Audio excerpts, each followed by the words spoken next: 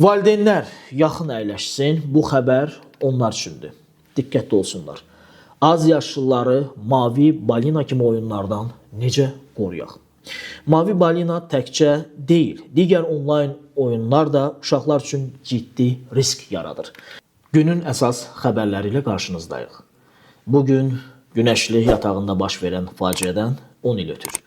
Faciə neft yatağının 10 saylı dərin dəniz özülündə baş verib. Nəticədə 63 nəfər zərər çəkib, onlardan 16-sı həlak olub, 16-sı isə itkin düşüb. Hadisə ilə əlaqədar olaraq Azərbaycan Respublikası Prezidenti İlham Əliyevin qərarı ilə Azərbaycanda 6 dekabr matəm günü elan olunub. Daha bir xəbəri nəzərinizə çatdıraq. Dekabrın 3-də Xarici İşlər Naziri Ceyhun Bayramov ATƏT-in Nazirlər Şurasının 32-ci iclası çərçivəsində Türkiyə Respublikasının Xarici İşlər Naziri Hakan Fidan ilə görüşüb. Görüşdə Azərbaycan-Türkiyə arasında möhkəm dostluq, qardaşlıq və strateji müttəfiqlik münasibətlərinin bütün istiqamətlər üzrə inkişafı məsələləri, habelə geniş bölgədə mövcud təhlükəsizlik vəziyyəti, regional sülh və sabitliyin təmin olunması istiqamətində görülən tədbirlər müzakirə olunub. Kişilər də uşağa görə məzuniyyətə çıxa biləcək.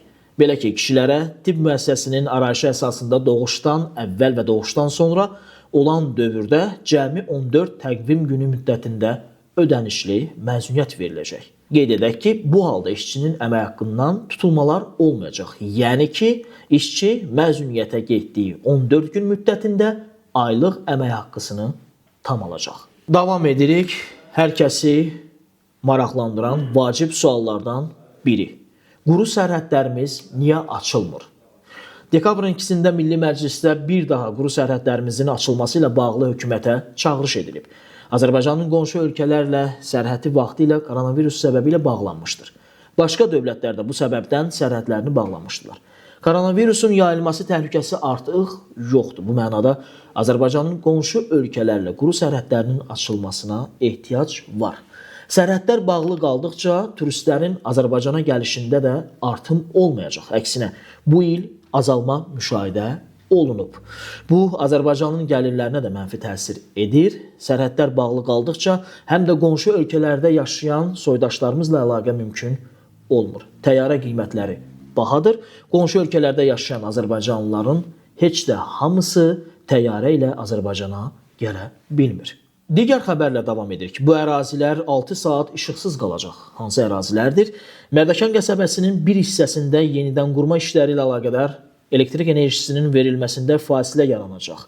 Xəzər rayon Enerji Təchizatı və Satış İdarəsi ərazisində yerləşən Mərdəkan qəsəbəsində bu gün elektrik naqillərinin yenilənməsi işləri həyata keçiriləcək. Saat 09-dan 15:00-dək qəsəbədə 28 May küçəsinin bir hissəsində elektrik enerjisinin verilişində məhdudiyyət yaranacaq. Mədəniyyət xəbərləri ilə davam edirik. Heydər Əliyev Fondu İslam Əməkdaşlıq Təşkilatının Mədəniyyət Festivalının tərəfdaşı olub. İslam Əməkdaşlıq Təşkilatı Mədəniyyət Festivalı Bakı Yaradıcı Həftə 2025 adlı festival dekabrın 5-dən 11-dək İslam Əməkdaşlıq Təşkilatının və Mədəniyyət Nazirliyinin təşkilatçılığı ilə keçiriləcək. 50-dən çox ölkədən qonağın iştirak edəcəyi yaradıcı həftə çərçivəsində təqdim olunacaq kino, teatr, dəb, dizayn, musiqi və oyun texnologiyaları, rəqəmsal yaradıcılıq və startap layihələrinə yönəlmiş panellər, nümayişlər, sərgilər və digər fəaliyyətlər ölkəmizin yaradıcı sənaye ekosistemini qlobal müstəvidə tanıdacaq. Valideynlər yaxın əyləşsin, bu xəbər onlar üçündür. Diqqətli olsunlar. Az yaşlıları mavi balina kimi oyunlardan necə qoruyaq? Mavi balina təkcə deyil, digər onlayn oyunlar da uşaqlar üçün ciddi risk yaradır. Qarşı tərəfdə kimin əyləşdiyini bilmədiyimiz üçün onların uşaqları necə manipulyasiya etməsi də mümkündür. Bu yönləndirmələr əsasən davranışlara, ailəyə qarşı münasibətə də təsir edir. Uşaqlar valideynlər haqqında yanlış təsəvvürlərə düşə, özlərinə müxtəlif formalarda zərər verə bilər. Əgər uşaq özünə qapanırsa, ailə üzvləri ilə ünsiyyəti azdırsa, fikirləri daha çox neqativə yönəlirsə, məsələn, mən lazımsızam, məni heç kim sevmir, mən günahkaram kimi düşüncələri varsa, valideyn bunu mütləq şəkildə ciddi siqnal kimi qəbul etməlidir. Mütəxəssislər nəinki mavi balina, buna oxşar mövcud digər oyunlardan uşaqları qorumaq üçün mütləq onlarla daimi söhbət aparmağı və telefonlarını, mesaj bölmələrini tez-tez nəzarətdə saxlamağı məsləhət görürlər. Sonrakı peşmançılıq, necə deyərlər, fayda verməz. Sonda isə hava haqqında məlumatı diqqətinizə çatdıraq. Dekabrın 4-də Bakıda və Abşeron yarımadasında hava şəraitinin dəyişkən buludlu olacağı, arabir tutulacağı, əsasən yağmursuz keçəcəyi gözlənilir.